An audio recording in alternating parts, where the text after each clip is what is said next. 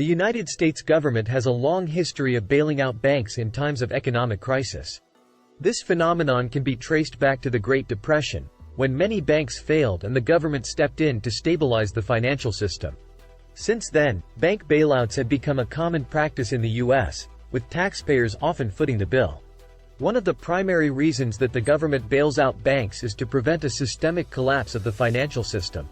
When banks fail, they can cause a ripple effect throughout the economy, leading to a domino effect of other businesses going bankrupt and people losing their jobs. In order to prevent this from happening, the government steps in to ensure that the banks remain solvent and can continue to operate. Another reason for bank bailouts is to protect depositors. When a bank fails, the people who have deposited money with that bank can lose everything.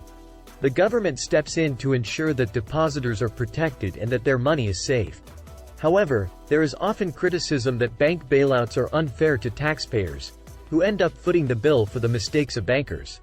In some cases, the banks themselves may be partially responsible for their own failure, due to risky investment practices or other factors.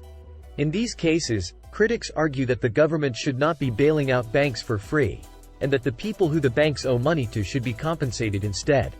Despite these criticisms, bank bailouts remain a common practice in the U.S., and they are likely to continue in the future.